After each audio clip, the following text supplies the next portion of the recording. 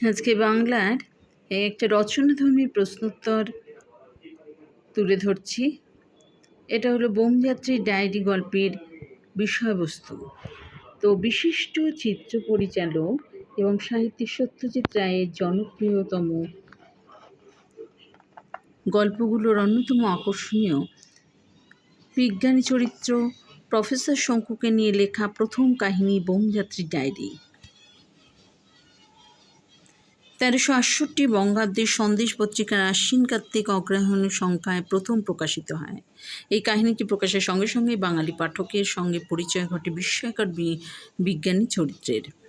একদিন দুপুরে অফিসে বসে পুজো সংখ্যার প্রুফ দেখার সময় তারক চট্টোপাধ্যায় একটা লাল ডায়েরি নিয়ে লেখকের কাছে উপস্থিত হন এবং তাকে বিচিত্র ডায়েরিটি পড়ার জন্য অনুরোধ করেন। কিন্তু তারকবাবু গোল্ড মাইন বা সোনার খনি বলে ডায়েরিটিকে উল্লেখ করেছিলেন। সুন্দরবনের মাথারিয়া অঞ্চলে উল্কাপাতের খবর শুনে বাঘের ছাল পাওয়ার আশায় উপস্থিত হয়ে বাঘের ছালের পরিবর্তে উল্কাপাতের গর্তে তিনি ডায়েরিটি পেয়েছিলেন। পূজার পর লেখক আলমারি থেকে ডায়েরিটি বের করে দেখার সময় আশ্চর্যজনকভাবে এক রং পরিবর্তন দেখতে পান। কুকুরের কামড়ে ডায়েরি কাগজ ছেড়ে না, আগুনে তা পড়ে না। এই দেখে লেখক রাত জেগে ডায়েরিটা পড়ে শেষ করেন এবং স্থির করেন এটাকে তিনি পাঠকের হাতে তুলে দেবেন। সেই দিনই রাত্রে ঘুমটুম ভুলে গিয়ে 3টে অবধি জেগে খাতাটা পড়া শেষ করলাম। যা পড়লাম তার তোমাদের হাতে তুলে দিচ্ছি। এসব সত্যি কি মিথ্যা, সম্ভব কি অসম্ভব, তা তোমরা বুঝে নিও।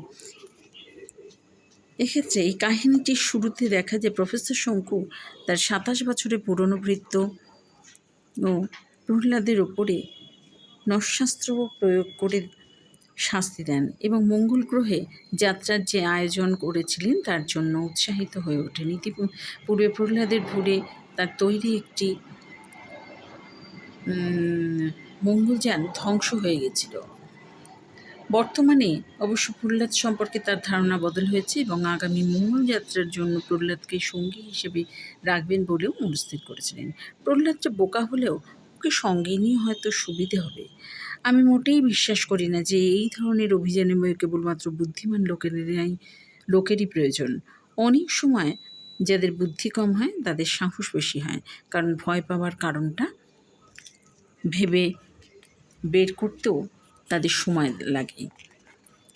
যেহেতু রকেটে 20 মণ পর্যন্ত জিনিস নেওয়ার বন্দোবস্ত ছিল, তাই 2 মণ 7 সের প্রহ্লাদের সঙ্গে 5.5 মণের রোবট বিধুশেখর, নিজের 1 মণ 11 সের আর মণ 5 জিনিসপত্র নিয়ে মঙ্গলযাত্রা স্থির করলেন তিনি।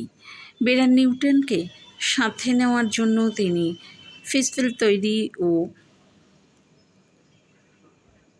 তার পরীক্ষারও ব্যবস্থা করেছিলেন।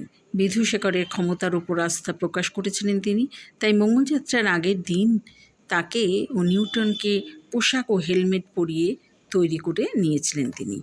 এইভাবেই গল্পটা শুরু এবং এইভাবেই গল্পটা শেষ হতে চলল। তো এইভাবেই বোমযাত্রার ডায়েরি এটা কিন্তু আজকে আলোচনা করলাম।